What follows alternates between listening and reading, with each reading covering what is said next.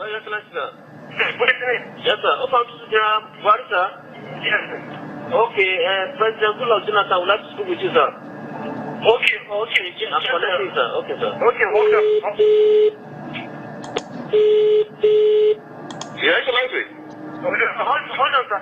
Okay. Hello, Your Excellency. Your Excellency, how are you? I'm all right, Your Excellency. Congratulations. Thank you very much, Your Excellency. Yeah, so how are things? Well, I will congratulate you more. Yes, that's why you find time some of these days to come so that we can sort out how to plan the transitional period. All right, Your Excellency. Thank you very much. Okay, congratulations. That was a big moment, but I know there's been a lot of backstory concerning what transpired either before or thereafter. But the thing is, well, that happened. Did anybody see that coming, any of you guys? Not particularly, especially for me. You know, there was a lot of discussions around social media with regards to if he took the decision on his own or if it was spurred on by perhaps former leaders. But then he clarified that in his book, My Transition Hour, saying that it was a personal decision.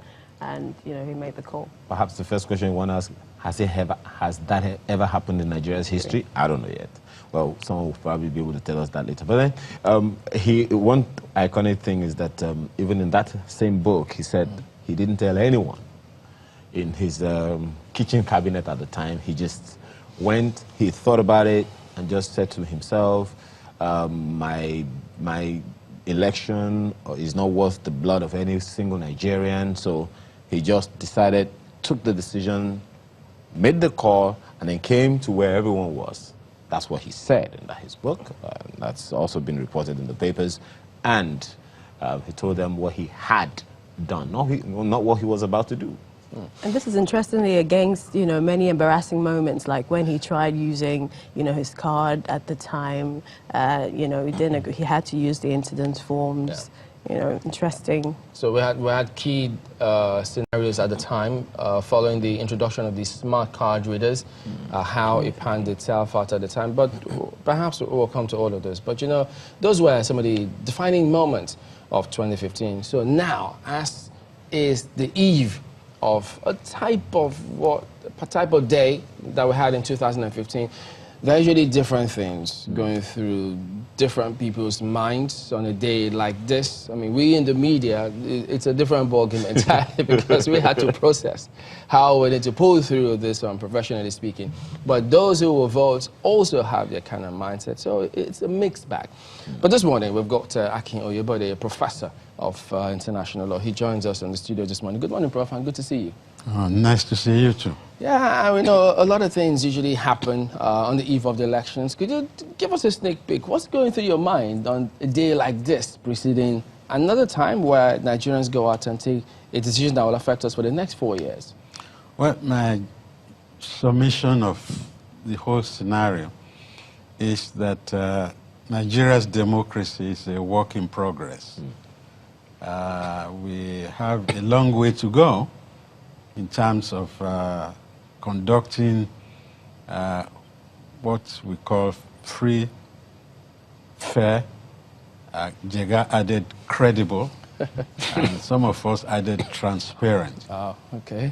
So it's a big call on Nigeria because of the role we occupy as the leading nation on the African continent. Then we are making a statement to history, to the black race, and then to the world at large. The eyes of the world are on us, and so the obligation on Nigeria is not to disappoint its well-wishers. We have to live up to the billing of democratizing society, to use Claude Ake's language. Although Claude, God bless him, said he wasn't sure whether Nigeria was democratizing. But the past 20 years have showed some remarkable progress, quantitatively speaking, if not structurally speaking. You know, Nigeria's problematic is an admixture of the structural as well as managerial difficulties. the structural problems in terms of underdevelopment, in terms of the level of technology we have. We've not progressed to the smart card reader. Yeah. Unfortunately, the president did not sign the new electoral bill into law, which will have heightened the harnessing of technology in the democratic process. The electronic collation of results, transmission, and then, of course, the smart card reader, properly speaking, and the sort of thing we experience in advanced democracies, so that within a few hours, you have the results. It's not magic. We'll look forward to that day. when that It's will going to happen. come. It's going to come. Yeah, well, look, but you see, in this build-up, because, I mean, you did highlight the fact that there's a lot of focus on Nigeria. They hope that we get it right. In Africa, for instance, you've observed several elections in the continent and internationally as well. From what you've seen, our build-up to this big day tomorrow, what kind of path are we working? How far away or close are we to ensuring that we meet the expectation of ourselves and then the international community? Well, there seems to be some self-doubt in Nigerians.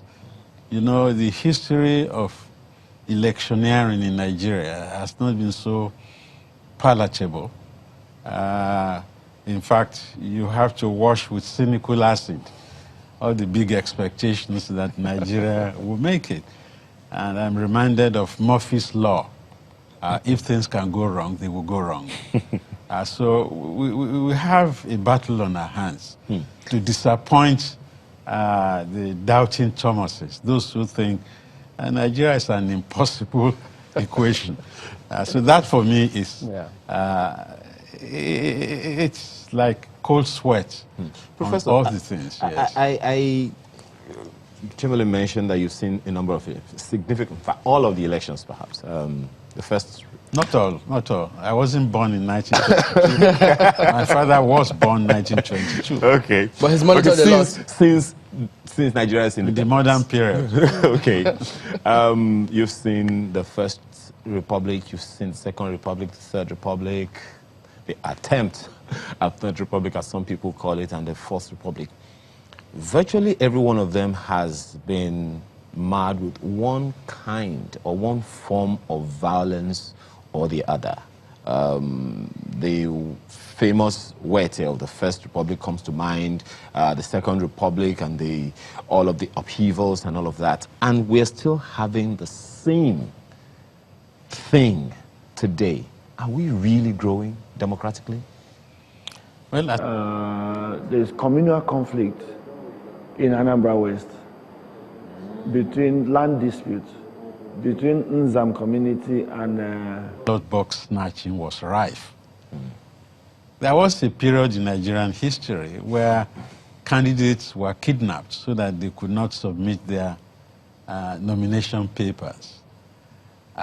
We had also stories of attempts to compromise the electoral process, what some people now call ballot purchase, using money, the power of money, to determine the course of events. I said on this channel some time ago that in 1959, we glued our ears to the radio. TV was just coming up in Nigeria, and the radio commentators on the elections spoke about those who made Bakodaya, who did not really measure up. Yeah. That was 59. And that gave rise to what you refer to, the 1964 debacle, as well as the fiasco, if I can say it, of 1965 in Western Nigeria.